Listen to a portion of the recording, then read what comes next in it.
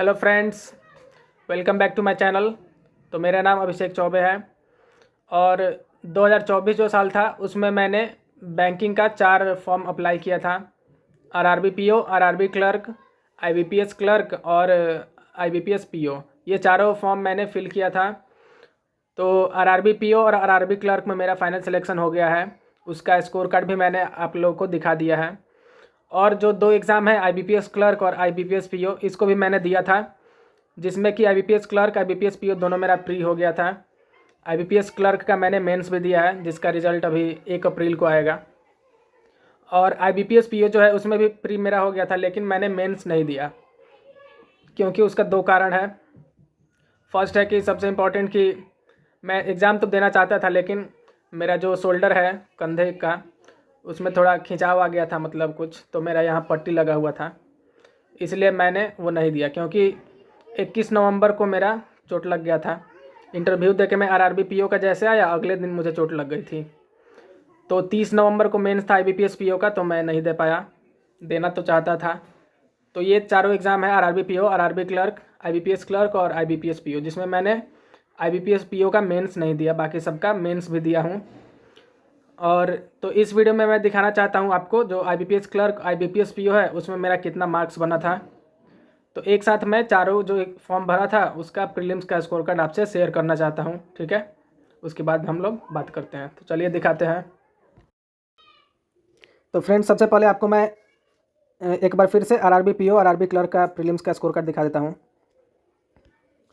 तो ये RRB PO का है, जो कि 4 अगस्त को हुआ था 2024 में, ठीक है।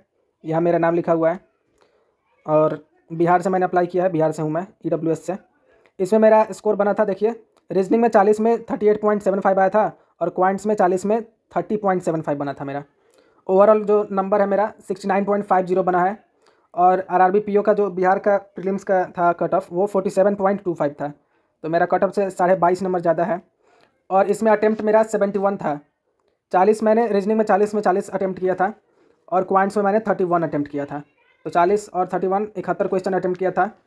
हो सकता हो एक गलती हुआ हो और कुछ नॉर्मलाइजेशन में थोड़ा सा कटा हो मार्क्स। तो ये मेरा आरआरबी पीओ का प्रीलिम्स का स्कोर कार्ड था, ठीक है। उसके बाद आरआरबी क्लर्क का दिखाता हूँ। यहाँ देख सकते हैं आरआरबी क्लर्क का, यहाँ लिखा है ऑफिस असिस्टेंट। मेरा यहाँ नेम लिखा हुआ है। 17 अगस्त को इसका एग्ज़ाम हुआ था और इसमें मेरा स्कोर देख सकते हैं आप लोग। रीजनिंग में 40 में 38.75 बना है और न्यूमेरिकल एबिलिटी मतलब क्वांट्स में 40 में 40 आया है। इसमें मेरा अटैम्प्ट 80 था, पूरा 80 में 80, और मैंने 2 मिनट पहले ही अटैम्प्ट वो पूरा 80 कर लिया था क्वेश्चन। मुझे एक क्वेश्चन बाद में याद आया था कि मेरा रीजनिंग में गलती हुआ है, तो यहाँ देख सकते हैं एक क्वेश्चन का मतलब 1.25 कट गया है। तो मेरा जो स्कोर बना है आरआरबी क्लर्क का प्रीलिम्स में, वो 78.75 बना है और कट ऑफ गया था 66.75। पिछले साल 68 गया था शायद कट ऑफ, इस साल थोड़ा सा कम गया 66.75। तो ये था मेरा आरआरबी क्लर्क का। मैंने बता दिया कि 80 में 80 अटैम्प्ट किया था मैंने और एक गलती से मेरा इतना स्कोर बना है। अब इसके बाद आईबीपीएस क्लर्क का प्रीलिम्स दिखाता हूँ। यहाँ पर है, ऊपर देख सकते हैं आप लोग, result of online preliminary examination of recruitment of clerks in participating bank.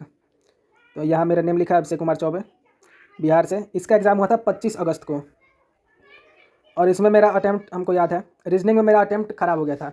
शुरुआत में मैंने पजल्स उठा लिया था, जिसमें मेरा 5 मिनट लग गया था, सोचिए, प्रीलिम्स का पजल्स में।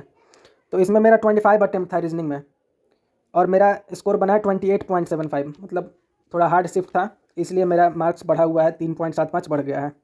इंग्लिश में मेरा 30 में 30 अटैम्प्ट था, तो 28.25 बना है, अब जैसे नॉर्मलाइजेशन हुआ हो या फिर जो गलती हुआ हो।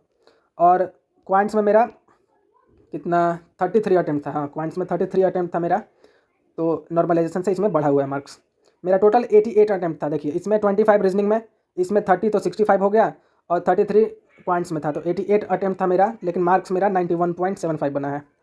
नॉर्मलाइजेशन का फ़ायदा हुआ है मुझे, शिफ्ट थोड़ा टफ थी इसलिए मार्क्स बढ़ गया है, ठीक है। तो ये था आईबीपीएस क्लर्क का प्रीलिम्स का, ठीक है। अटैम्प्ट मैंने बता दिया 88 था और मार्क्स 91.75 और बिहार का कट ऑफ 79.5 गया है और उसके पहले 78 कट ऑफ गया था बिहार का। अब फाइनल स्कोर कार्ड है आईबीपीएस पीओ का, यहाँ पर देखिए, result of online preliminary examination for recruitment of probationary officers in participating banks. इसका एग्ज़ाम आपको पता है कि आरआरबी क्लर्क का आईबीपीएस क्लर्क का मेंस 13 अक्टूबर को हुआ था और ये एक सप्ताह बाद 20 अक्टूबर को इसका प्रीलिम्स हुआ था।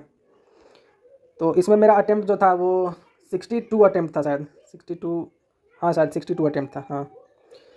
तो मेरा अटेम्प्ट इसमें 62 था और मार्क्स मेरा बना है 64.75। और 62 मेरा जो अटेम्प्ट था उसमें रीजनिंग और क्वांट्स तो मेरा फुल सही था। इंग्लिश में मेरा 3 या 4 क्वेश्चन गलती था, इंग्लिश बहुत ही टफ आया था। तो उसमें मेरा जैसे 3-4 क्वेश्चन गलती हो गया, 62 अटेम्प्ट था मेरा, तो मेरा मार्क्स और कम आना चाहिए, लेकिन शिफ्ट टफ था इसलिए मार्क्स इंक्रीज किया है और 64.75 बना है।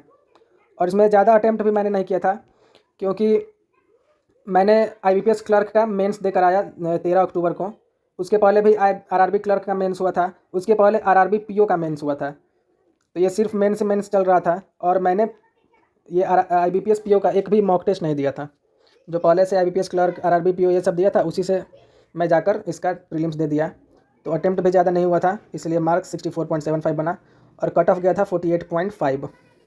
तो मेरा चारों एग्ज़ाम क्लियर हो गया था, लेकिन आईबीपीएस पीओ का मेंस मैंने नहीं दिया। आपको अभी मैं बताया हूँ, मेरे कंधे में चोट लग गई थी तो पट्टी लगा था इसलिए मैंने नहीं दिया था। तो ये चारों स्कोर कार्ड मैंने आपको दिखा दिया और अटेम्प्ट भी मैंने बता दिया, ठीक है। तो चलिए आगे बात करते हैं। तो फ्रेंड्स, मैंने आपको ये अपना चारों एग्ज़ाम का प्रीलिम्स स्कोर कार्ड दिखा दिया जिसमें मेरा चारों प्रीलिम्स क्लियर हो गया था। और आईबीपीएस पीओ मैंने बता दिया, मेंस उसका मैं नहीं दिया था क्योंकि मेरे कंधे में चोट लग गई थी, ये पहला कारण था। और दूसरा कारण मैं नहीं बताया हूँ। तो दूसरा कारण था कि मुझे बिहार में ही रहना है, तो आईबीपीएस पीओ अगर मैं देता तो फिक्स नहीं है कि मैं बिहार स्टेट में ही रहूँगा, किसी भी स्टेट में हमको भेज सकता है। और आईबीपीएस पीओ में ज़्यादा ट्रांसफ़र्स भी होते रहते हैं, तो मुझे अपनी माँ पिता का ख्याल रखना है, इसलिए मैं बिहार में ही रहना चाहता हूँ क्योंकि मैं अकेला भाई हूँ। तो ये मेरा दूसरा कारण था, इसलिए मैंने आईबीपीएस पीओ को सोचा कि नहीं दूंगा तो ही ठीक है। और एक तो चोट लगी थी। और इस बार जो 2025 में मतलब 2024 में ही लास्ट में नोटिफिकेशन आया है एसबीआई क्लर्क और एसबीआई पीओ का। तो एसबीआई क्लर्क तो मैं नहीं भरा हूँ क्योंकि इसमें आरआरबी पीओ हो गया है मेरा। और बची बात कि एसबीआई पीओ क्यों नहीं भरा हूँ, तो उसमें भी यही बात है। आईबीपीएस पीओ और एसबीआई पीओ दोनों में यही होता है कि आपको फिक्स नहीं है कि वो जॉब आपको अपने स्टेट में मिलेगा, वो कहीं भी भेज सकता है आपको। और ट्रांसफ़र्स भी बहुत ही फ्रीक्वेंट होते हैं और वो भी स्टेट वाइज होता है ट्रांसफ़र। ये नहीं कि आप बिहार में हैं तो बिहार में ही होगा, फिक्स नहीं है। बिहार है तो आपको उत्तर प्रदेश भेज देगा, कभी मान लीजिए दिल्ली में भेज देगा, दूसरे जगह भेजता रहेगा, तमिलनाडु, चेन्नई, कहीं भी भेज देगा। और आरआरबी पीओ में है कि अपने ही स्टेट में रहेंगे, भले ट्रांसफ़र हो कहीं भी, लेकिन आपके अपने स्टेट में ही ट्रांसफ़र होगा। इसलिए मैंने आईबीपीएस पीओ को सोचा कि नहीं दूंगा मेंस, और एसबीआई पीओ भी नहीं भरा हूँ मैं, ठीक है। तो अगले वीडियो में मैं बताऊंगा कि कैसे मेरा ये चारों प्रीलिम्स क्लियर हुआ था, मैंने क्या स्ट्रेटजी फॉलो किया था, ठीक है। तो ऐसे ही आप लोग भी अच्छे से पढ़िएगा तो आपका भी एक ना एक दिन लगातार एग्ज़ाम क्लियर होते रहेंगे।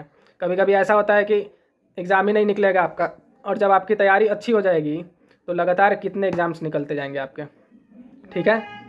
तो अगले वीडियो में मैं ज़रूर आपको बताऊंगा कि प्रीलिम्स को आप कैसे स्ट्रॉन्ग कर सकते हैं जिससे कि आपका सारा प्रीलिम्स आसानी से निकल जाए और आप ज़्यादा फोकस मेंस पे करें, ठीक है। क्योंकि एक बार आप लोग प्रीलिम्स पे पकड़ बना लेंगे तो किसी भी एग्जाम में प्रीलिम्स आप देने जाएंगे तो दिक्कत आपको थोड़ा सा भी नहीं होगा, आपको ज़्यादातर मेंस के बारे में सोचना होगा और आपका जॉब आसानी से हो जाएगा।